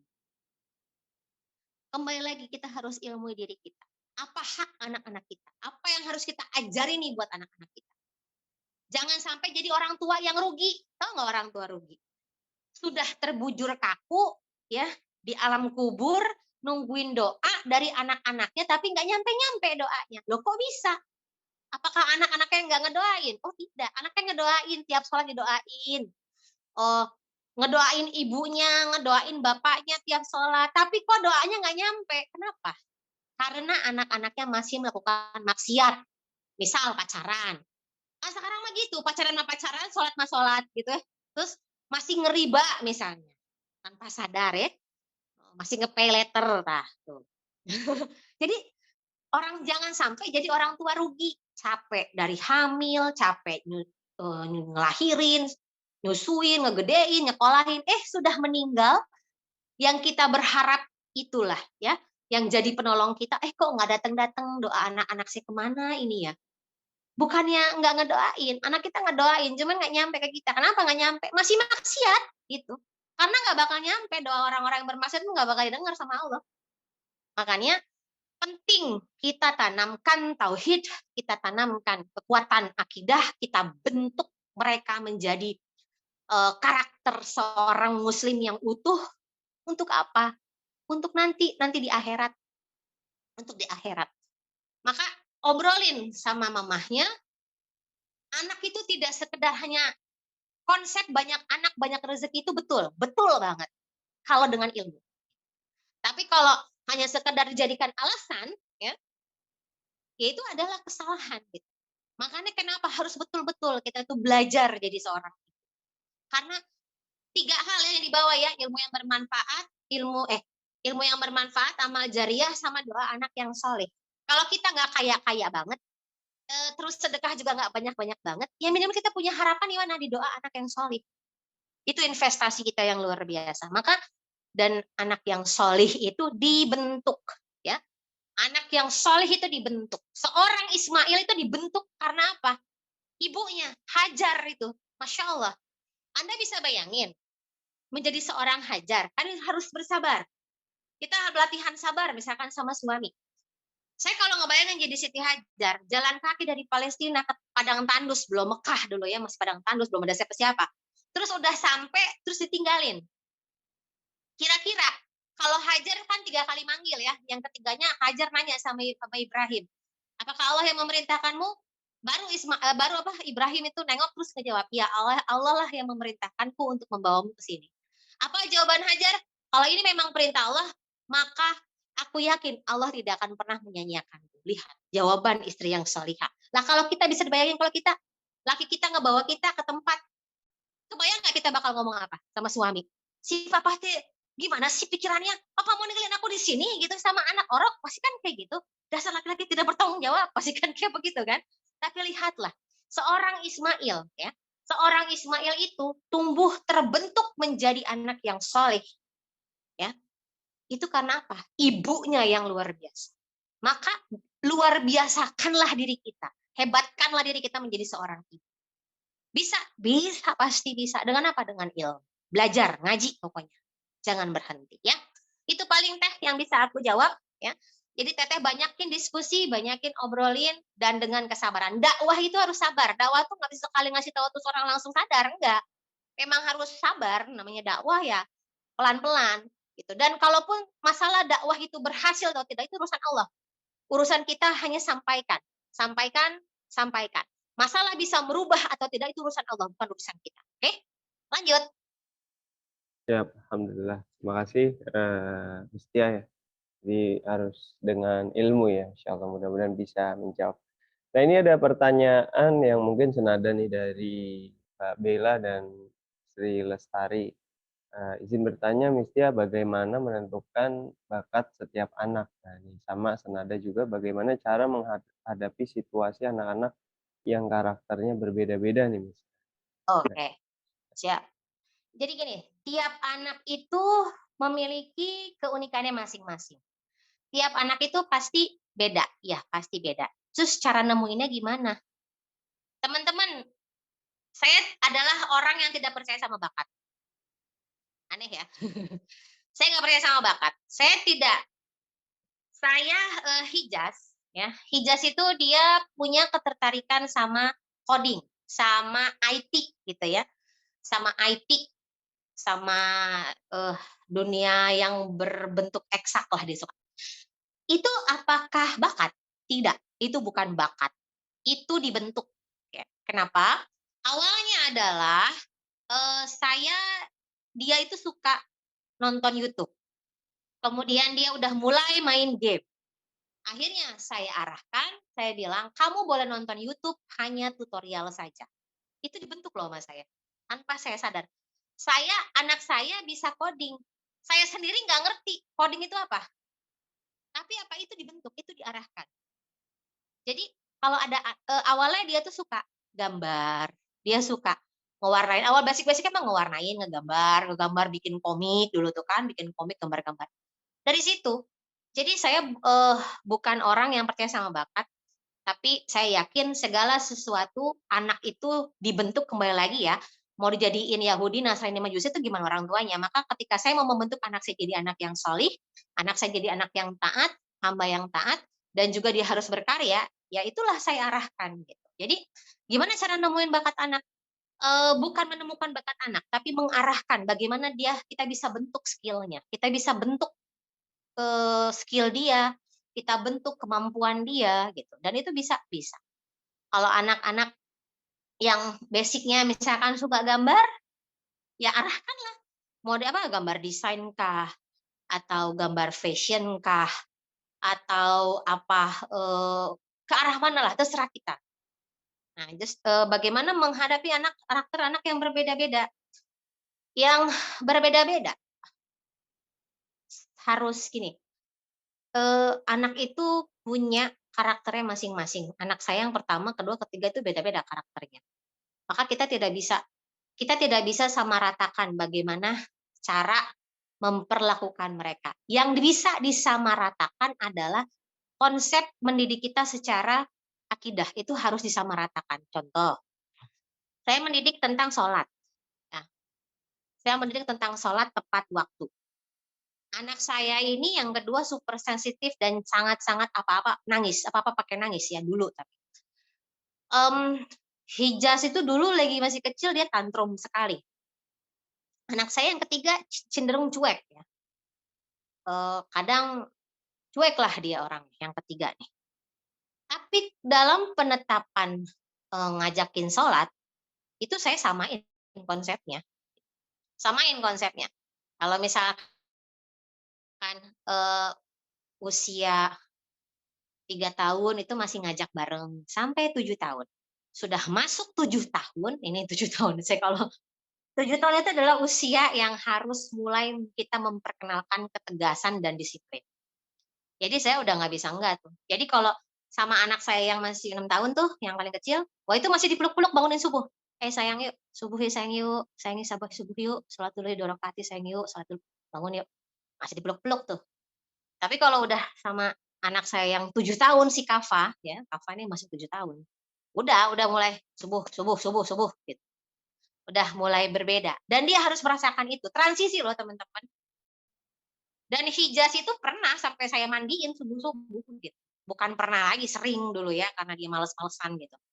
Tapi itu transisi dan itu memang harus. Kita harus eee, secara personal ya, secara personal anak-anak kalau dalam hal kita ngebangun kedekatan ya beda-beda. Tapi kalau untuk urusan syariat, untuk urusan akidah, untuk urusan tauhid, itu harus satu, harus sama. Itu nggak bisa beda-beda, harus gitu.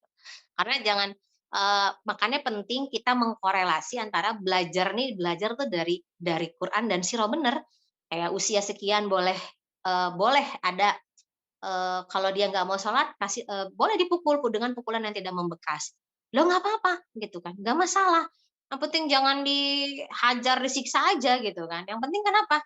Karena bahkan sampai ini kan, gantunglah cambuk di rumahmu agar karena dengan itulah itu kan anakmu akan belajar taat.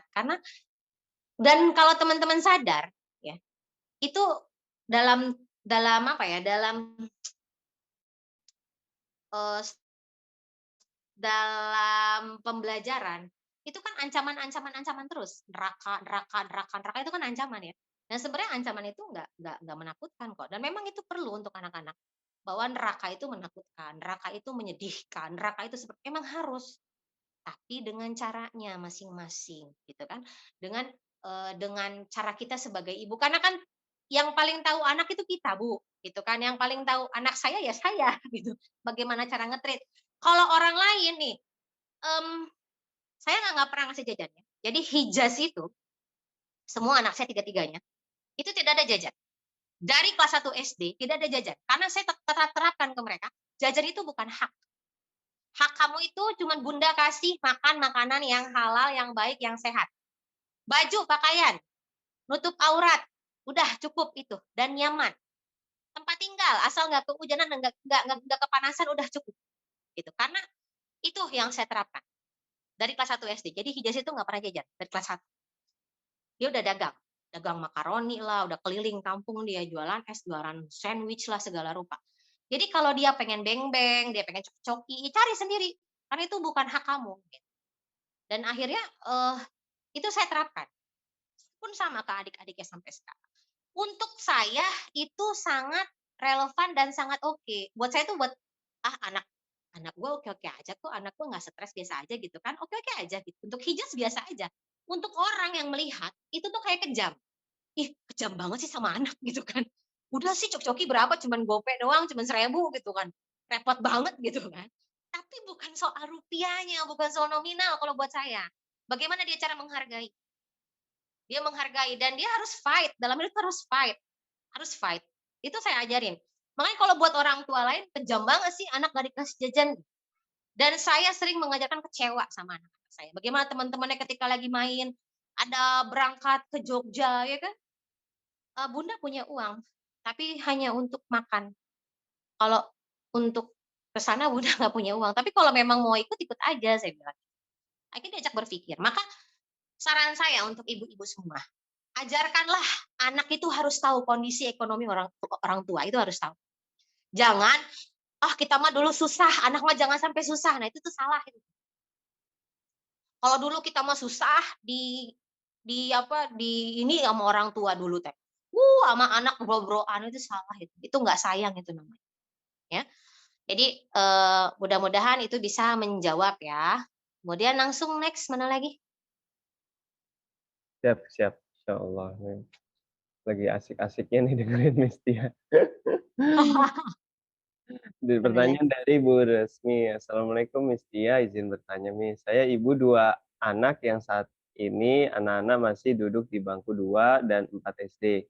Bagaimana cara kita membrainstorming penggunaan gadget dengan baik? Karena honestly jujur, Anak saya yang kelas 4 ini kalau membuka HP hanya menonton YouTube dan WhatsApp, dan anak yang kelas 2 membuka HP hanya untuk bermain game.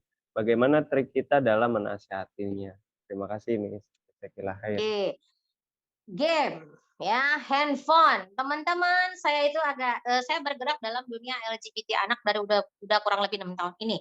Jadi kayak kasus anak kelas 5 SD udah jadi homo ya, kelas 6 SD punya pacar karyawan minimarket gitu kan. Cowok suka sama cowok itu di Tasik ya. Entah kalau di Jakarta mungkin lebih lagi. Itu udah biasa. Dulu saya nggak expect, bahkan terakhir banget saya dapat, ngobrol gitu ya, itu kelas 6 SD, kelas 5 SD itu udah jadi PSK online gitu, buat mereka tuh udah biasa. Jadi bener, efek medsos itu udah bener-bener dahsyat, teman-teman. Udah, saya sampai kadang gini, "Astagfirullah, ini dunia apa yang hidupin sama anak saya nanti?" Gitu, udah sampai, "Ya Allah, nih gimana?" Gitu. Sampai saya sendiri tuh kewalahan. Maka saya aneh sekali kalau ada orang tua yang masih memberikan handphone bebas ke anak-anaknya. Maka kalau boleh dikatakan, banyak yang nanya sama saya nih, "Miss Tia, gimana caranya ngelepas HP dari anak-anak? Yang ngelepas anak-anak udah kecanduan HP. Caranya gimana? Ya ambil aja. Wah, nanti ngamuk-ngamuk gimana? Tantrum gimana? Ya emang udah prosesnya. Saya gini, kita itu kadang kepengen anak kita itu sesuai dengan, eee pengen jadi anak yang solih dan solihah, yang taat, tunduk, patuh sama aturan Allah, itu pingin kita. Tapi kita banyak ngelanggar aturan Allah.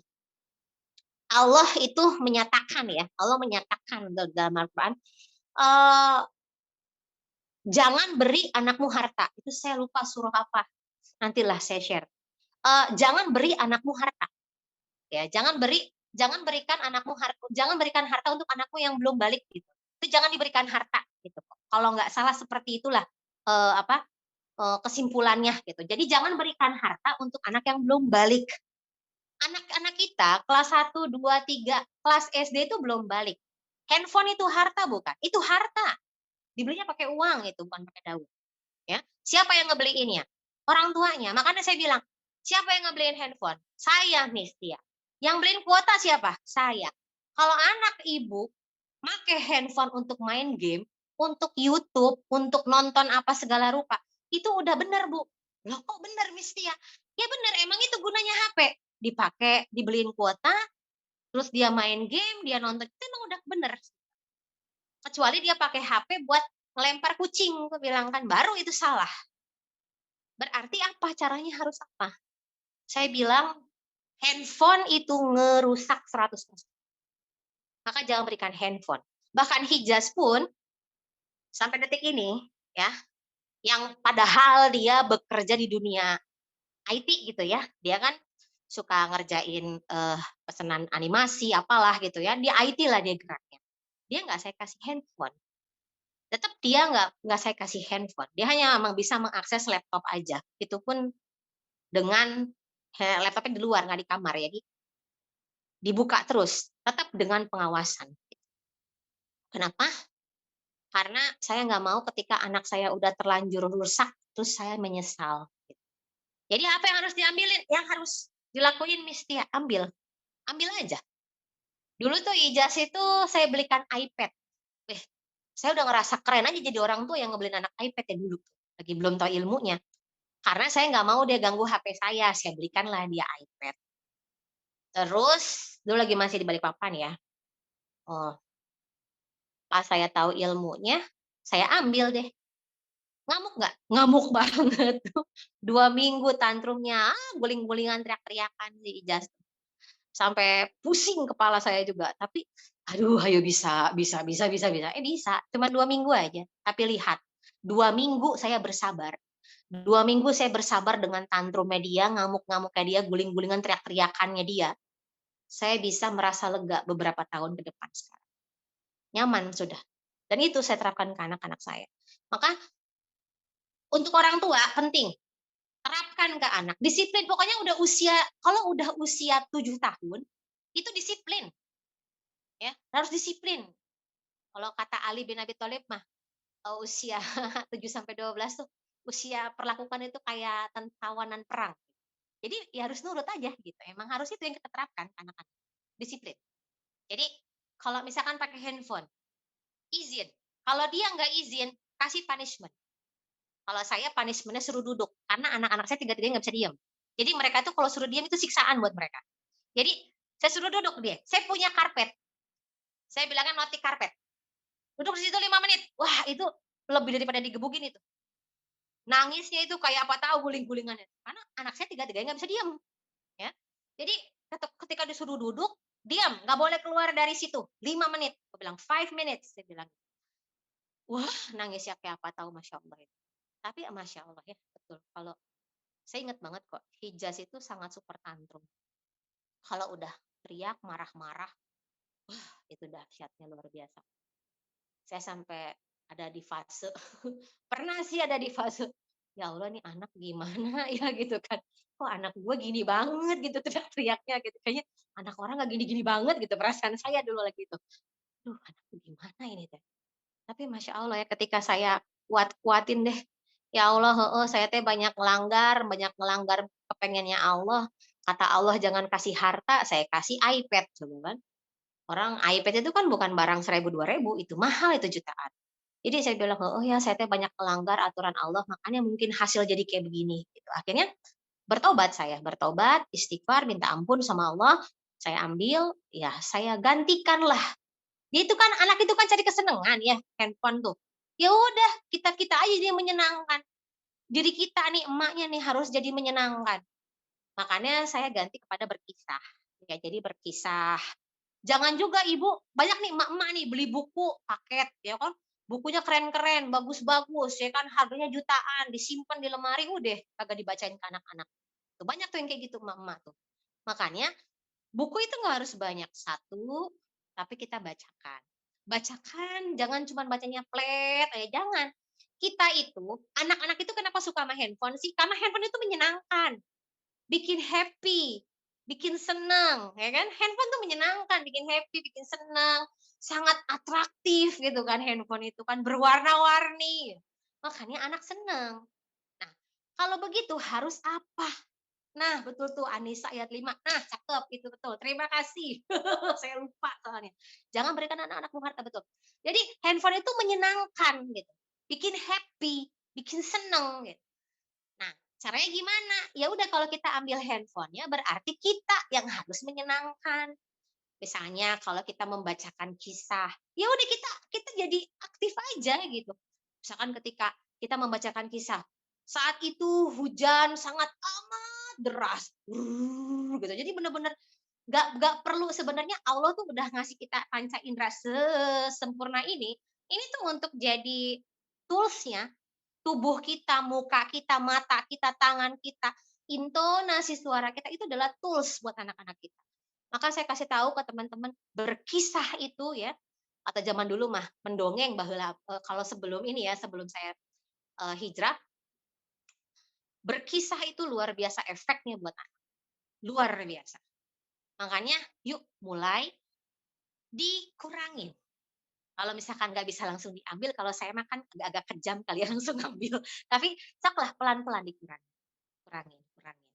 Dan anak harus tahu kalau pegang handphone harus izin. Kalau dia nggak izin, harus ada punishment. Karena dia harus sadar, handphone itu bukan punya dia. Ini punya orang, ini punya mama, itu bukan punya kamu, harus tahu. Jadi saya begitu ke anak-anak saya, ini punya bunda ya, bukan punya kamu. Jadi bunda yang ngatur, bukan kamu. Gitu, ya. Oke, itu aja paling. Next. Siap, alhamdulillah, insyaallah mudah-mudahan bisa ngebantu ya bagaimana treatment-nya. Harus siap-siap sama tangisannya. Pertanyaan selanjutnya Siap, dari siap. Bu Vera Sumarsono. Assalamualaikum warahmatullahi wabarakatuh. Ya, saya baru 100% ibu rumah tangga. Sebelumnya kerja dan suami sekolah di luar kota. Alhamdulillah sudah 4 tahun kami kumpul di saat anak-anak sudah usia 11 tahun dan 17 tahun. Tantangan kami pada saat mengajak anak untuk sholat, mengaji, dan sedekah, karena kalau diingatkan mereka menjawab dengan nada tinggi. Selain doa yang harus kami lakukan, apalagi agar anak-anak lembut dan jadi anak soleh. Syukron, Miss. Oke. Fase usia 11 sama 17 itu sebenarnya sudah lewat ya, memang karena usia kita ngebentuk anak tuh usia 6 ya, 6 sampai 12 itu adalah ngebentuk. Jadi istilah kata tuh usia 6 sampai 12 tahun tuh usia bercocok tanam. Bercocok tanam. Persiapan tanah gitu. Jadi menyiapkan lahan. Jadi kan benih semahal apapun, benih sebagus apapun, kalau tanahnya tidak subur nggak akan bagus. Saya beli benih semangka, satu bijinya 1 juta. Saya tanam di tanah yang tandus, nggak akan pernah tumbuh. Nggak akan tumbuh dengan baik. Kenapa? Tanahnya memang nggak pas gitu kan. Jadi memang usia kalau sudah lewat, usia tamyiz ya, eee, bukan agak sulit, ya memang sulit ya, tapi apa yang bisa kita lakukan? Kalau sudah lewat usia tamyiz, maka yang bisa kita kerjakan satu, banyak istighfar, bertobat sama Allah, minta ampun sama Allah. Karena kita sudah melewati dua fase. Fase 0 sampai 5 sama fase 6 sampai 12. Dan kita nggak bisa ngulang itu. Kita nggak bisa ngulang itu dan kita harus move on kan, harus move on ini gimana ke depannya gitu. Banyak bertobat, banyak istighfar, terus minta sama Allah. Yang kedua, belajar. Belajar apa? Semakin kita belajar, semakin kita ilmui diri kita, semakin kita sering datang ke majelis ilmu, maka hati kita akan semakin lembut, maka kita akan bisa semakin sabar. Karena sabar itu butuh ilmu, benar, saya ngerasain banget. Dan ngaji itu nggak bisa cuman sebulan sekali gitu ya. Carilah kajian-kajian yang intens, yang bisa ngajarin antum untuk betul-betul nge-maintain diri antum. Rutin, rutin itu. Kalau plus seminggu 2 kali, tapi rutin dengan guru. Makanya belajar tuh harus pakai guru. Kalau nggak pakai guru tuh fatal ya, harus ada guru kalau belajar. Itu yang bisa kita kerjakan. Sisanya apa? Serahkan sama Allah dengan kekuatan doa. Maka saya harus gimana, Miss? Ya udah, hadapi, jalani dengan bersabar, terus nasehatin dan terus doa. Yakin insya Allah Allah akan berubah. Karena apalagi kekuatan doa seorang ibu ya itu luar biasa. Banyak kok, banyak banget teman-teman saya yang anak-anaknya wah sampai narkoba segala rupa. Tapi ketika orang tuanya sudah tidak ada, masya Allah, mereka bertobat bahkan sampai banyak yang jadi ustadz gitu ada. Itu kenapa coba? Kekuatan apa? Karena kesolihan orang tuanya. Orang tuanya solih, orang tuanya betul-betul minta ampun sama Allah, orang tuanya meminta dengan sungguh-sungguh. Kan kita gini, tugas kita kan hanya berikhtiar saja. Tugas kita mah hanya berusaha. Masalah anak mau soleh atau tidak soleh itu bukan urusan kita, itu ada urusan Allah.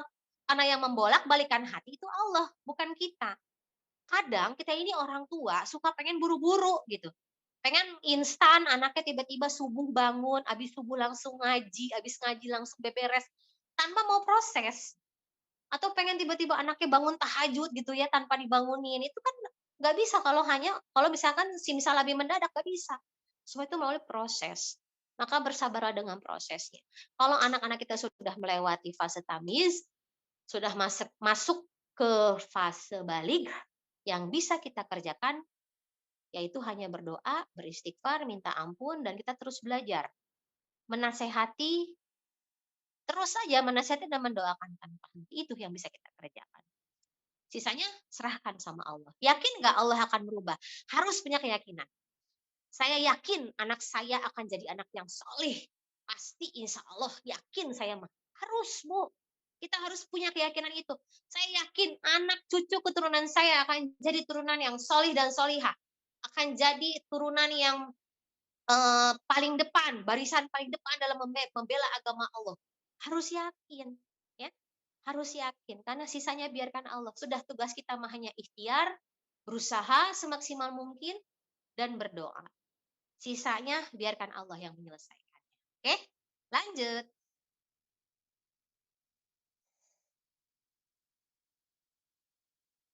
Mana dia? Mana lagi? Lanjut. Kok nggak ada suaranya sih?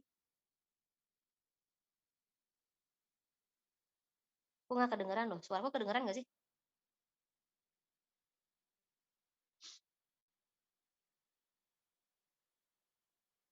Tes tes, cek kedengeran ya? Oke, kedengeran. Ini Sip. dari Mbak Bella. Afwan Bun, Ijaz ketemu kesukaannya dari usia berapa Bun? Apakah adik-adiknya juga udah ketemu kesukaannya? Nah, gitu. Oke, Ijaz tahu kesukaannya kelas 3 SD. Umur berapa ya? Umur 7 tahun lah, 7, 8 tahun. 7, 8 tahun tuh dia suka bikin komik di buku. Dia suka Ijaz itu nggak tahu coding, dia nggak tahu sama sekali. Itu saya yang memperkenalkan pertama kali ke dia. Babari saya ge teu ngarti naon coding teu ngarti aku ge nya. Jadi, aku belajar pokoknya apa sih nih anak saya kok, suka udah mulai lagi itu bukan suka ya, udah mulai ngebuka-buka game online. Nah, saya khawatir kan di situ. Terus dia suka banget nonton YouTube gitu kan. Walaupun nontonnya kartun, tapi kan ya bukannya nggak boleh ya. Boleh aja sih kalau kartunnya sesuai gitu, tapi kan kalau terus-terusan buat jadi melalaikan pada akhirnya kan, apa faedahnya gitu. Itu usia 7 tahun, 7, 8 tahun ya? 8 tahun lah Hijaz. Itu suka gambar-gambar. Nah dari situ saya, naikin dari dia suka gambar-gambar, di buku gambar sama di buku tulis, saya belikan dia buku sketch. Jadi sketchbook itu sama pensil sketch. "Sok nih gambar." Namanya kan kalau dia berbeda kan pasti ada tanggung jawab di situ ya, "Ih kok kertasnya beda?" Gitu kan, terus pensilnya beda gitu kan, dia akan belajar sketch. Dari sketch dia ke Lego, dari Lego kecil, nah dia tuh mulai tuh suka ngerekam-rekam, dia tuh suka ngerekam. Dia, suka bikin video-video, ada tuh di YouTube tuh video-video dari kecil tuh, tapi video-videonya nggak jelas semua deh. Dia video-video nggak jelas itu suka ngerekam-rekam, terus saya bilang gini, akhirnya ketika dia nonton YouTube terus, agak sudah mulai main game online, saya bilang langsung saya tegas, saya bilang ke dia, "Kalau mau pakai handphone, kalau mau buka YouTube harus tutorial, wajib. Kalau kamu nggak nonton tutorial nggak usah pegang YouTube." Gitu. Akhirnya dia mau nggak mau, karena dia tetap pengen buka YouTube gitu, akhirnya dia nggak punya pilihan, ya udah, tutorial apa, saya dulu nemu Scratch. Saya juga nggak ngerti Scratch apa Bunda ya, jadi saya tuh betul-betul cuma nonton, oh kalau apa sih ini robotik, coding, oh kalau basicnya apa Scratch gitu ya. Udah nih nonton tutorial Scratch gitu. Ternyata Hijaz belajar dari situ, karena dia nggak punya pilihan selain nonton tutorial, itu. Jadi, dia cuman punya pilihan nonton tutorial, karena itu dari saya, waktu 2 jam, kamu cuma boleh punya waktu 2 jam dan nonton tutorial. Mau syukur enggak ya udah, nggak apa-apa, karena Bunda yang ngatur bukan kamu, saya begitu kan. Ini handphone Bunda, ini kuota Bunda, bukan kamu yang ngatur. Kamu mau terima silahkan, enggak juga nggak apa-apa, gitu. Saya gituin ke dia. Kira ya udah dia mau, iya iya, nonton tutorial, Scratch tuh. Sampai serius-seriusnya baru 2 tahun ini sih.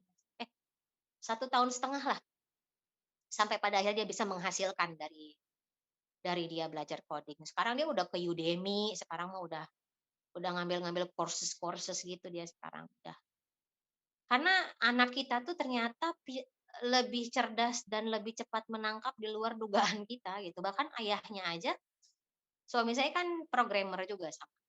Jadi, kadang ayahnya juga nggak ngerti, udah nggak ngerti level dia belajar di mana gitu, sampai, "Ih, aku aja udah nggak ngerti ya," gitu. Makanya sayang kalau anak-anak cuma dikasih game online ya. Itu sih Hijaz. Kalau adik-adiknya sudah mulai ini, saya sudah mulai nih, adiknya kan Kava ya. Kava itu usia 7 tahun. Saya udah mulai ketegasan nih, udah mulai masuk. Dan tapi jangan ujuk-ujuk tegas ya Bun ya. Jadi harus obrolin, saya kayak ke Kava. Kava, mulai sekarang kalau Bunda kalau suruh Kava untuk sholat, ngaji, itu Bunda nggak bakal suruh lagi. Jadi itu harus sudah Kava kerjakan sendiri. Dan Kava harus sadar, kalau Kava tidak mengerjakan, siap-siap konsekuensi dari Bunda. Oh iya Bun, jadi kayak ngebangunin subuh itu udah beda treatmentnya sama yang ketika dulu dia.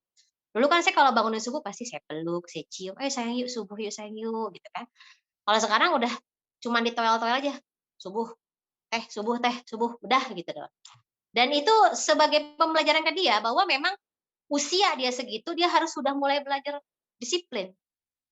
Disiplin itu kuncinya ke anak. Kalau kita sudah membuat pola dari dia bangun sampai dia tidur dan kita konsisten sama polanya, itu mudah banget ngurus. Makanya harus terpola dari mulai bangun sampai tidur. Anak saya itu sudah terjadwal semua, terschedule. Jadi kalau habis sholat Isya, itu pasti tidur. Hijaz aja karena udah terbiasa dengan pola habis Isya tidur, dia tuh udah ngantuk jam 8. Jam 8 tuh dia udah ngantuk. Gak bisa Hijaz itu bergadang. Jam 9 lah maksimal dia tidur gitu. Karena sudah terbiasa dengan pola habis sholat Isya langsung tidur. Dan ternyata itu membantu.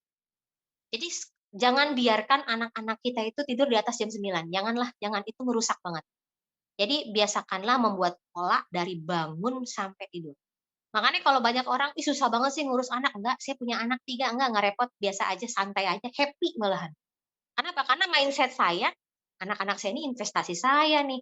Anak-anak saya ini yang bakal bikin saya happy nanti di akhirat nih kan. Capek-capek sebentar aja lah dunia lah. Gitu.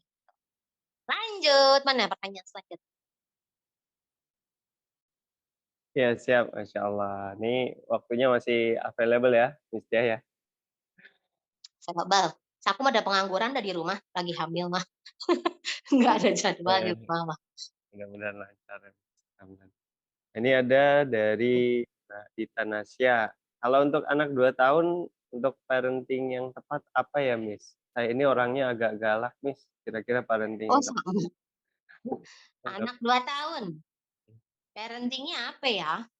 Untuk anak 2 tahun dan saya galak. Oh, saya juga galak. Jadi untuk usia 2 tahun sebenarnya gini, teman-teman ya. 0 sampai 5 tahun kembali lagi, 0 sampai 5 tahun itu harus ibu yang pegang. Jangan kasih ke bibi, jangan kasih ke babysitter. Jangan simpen ke TK ya, kalau saran saya ya. Sayang itu, 5 tahun tuh usia kita loh sama anak-anak kita. 0 sampai 5 tahun. Ibu yang pegang. Coba teman-teman yang masih punya anak di bawah 5 tahun ya, ikutin deh ini insya Allah. Pasti ngerasain luar biasa. Tidak akan pernah ketika kita dapat bonding nih 0 sampai 5 tahun. Ngebonding sama anak tuh bukan jalan-jalan ke mall ya ibu-ibu. Bukan jalan-jalan ke mall, main, nonton bareng, enggak, bukan itu. Bonding sama anak itu di mana kita betul-betul merhatiin tumbuh kembangnya dia. Bukan hanya cukup memberikan susu yang paling mahal, makanan yang paling mahal, yang paling baik, tidak. Tapi justru apa ya? Menancapkan ya, mulai memperkenalkan ilmu tentang syariat itu dari usia 0 sampai 5. Jadi kalau saya nih dulu masuk pesantren baru belajar akidah, fikih telat itu teh. Harus itu dari usia 0 sampai 5 kita mulai perkenalkan tentang syariat ke anak. Nutup aurat, pakaiinlah dia kerudung. Itu kan perkenalkan. Cewek sama cowok, cewek-cewek mainnya, jangan cowok cewek kalau main gitu. Terus cewek sama cowok nggak boleh sentuhan walaupun masih 0 sampai 5 tahun. Saya begitu sama anak-anak saya. Jadi saya ngomong sama Kafa sama Maria karena cewek dua-duanya. Cewek-cewek kalau main ya, Kafa, Maria nggak boleh main sama laki-laki. Itu dari masih mereka usia 0 sampai 5 tahun. Pun sama Ijaz ya. Ijaz itu dari saya obrolin, walaupun itu sepupu, walaupun itu saudara ya, nggak boleh bercanda sampai kayak begitu. Harus ada batasan. Anda itu bukan mahram. Jadi memperkenalkan mahram dan bukan mahram itu usia 0 sampai 5. Itu ketika kita udah mulai memperkenalkan mahram dan bukan mahram, itu ketika masuk usia 6 sampai 12 tahun itu gampang. Maka ketika dia usia balik, udah insya Allah, mudah-mudahan Allah akan lindungi anak-anak kita dari yang namanya pacaran gitu. Karena itulah paling efektif menanamkan, mengenalkan tentang syariat itu anak-anak usia 0 sampai 12 tahun. Maka jangan lewatkan fase-fase itu. Ya kan, parenting apa untuk yang bagus untuk usia 2 tahun? Ya 0 sampai 5 tahun parentingnya berarti sama mamahnya. Jangan dititipin ke nenek, jangan kasih ke PAUD, jangan simpen di daycare, apalagi panggil babysitter, jangan. Pegang sama mama. Ajarin anak-anak kita.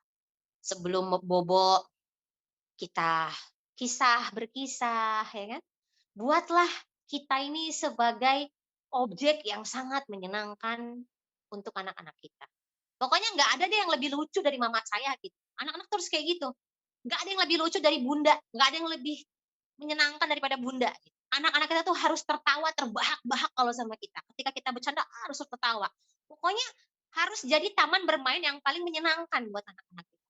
Yes, itu sampai saya tuh kadang kalau anak-anak tuh saya bilang, "Biarin deh gue kayak orang gila deh gue," gitu kan, "nggak apa-apa," gitu kan. Bener-bener saya mah, apa ya, berkisah itu totalitas aja gitu. Loh, saya bisa bekerja untuk orang lain. Dulu ketika saya bekerja, saya mati-matian dari pagi sampai pagi lagi, saya kerja harus keluar kota, keluar negeri, meninggalkan segala saya totalitas dalam bekerja. Kenapa saya mengurus anak tidak totalitas gitu kan, aneh. Ketika, saya untuk hal dunia saya bisa sungguh-sungguh, kok untuk anak saya nggak mau sungguh-sungguh, nggak mau totalitas kan aneh. Makanya semangat, hayo semangat ibu-ibu ya, masih ada waktu untuk diperbaiki. Lanjut. Masya Allah, emang nggak habis-habis nih, seneng kalau dengerin Mistia nih. Ini ada permintaan request nih ya, Ovan boleh minta nomor HP Mistia tuh. Nah, itu. Jadi kalau Boleh, boleh ya, bisa konsultasi, boleh, nanti saya japri ya, boleh japri saya, nanti saya teruskan nomor beliau, insya Allah. Alhamdulillah. boleh. Ini pengen nih bincang-bincang lebih lama lagi, hanya saja waktu mungkin membatasi kita ya, Mis. Waktunya sudah azan, kita juga siap-siap untuk sholat. Ya, mungkin di lain kesempatan insya Allah nih kita buat lagi ya. Mudah-mudahan Mistia senantiasa sehat, ilmunya membawa banyak keberkahan ya untuk keluarga dan kita juga ikut mendapatkan keberkahan dari ilmu Mistia, insya Allah. Dan terima kasih banyak juga kepada ibu-ibu, sahabat-sahabat semua, mudah-mudahan Allah berikan kekuatan, ya Allah berikan kemudahan untuk senantiasa menjalani beban kehidupan dan agar beban tersebut menjadi sebuah kekuatan atau ketaatan insyaallah. Akhir kata saya Abdul Azam, oh iya, oh iya menginfokan juga nih nanti, kita ada,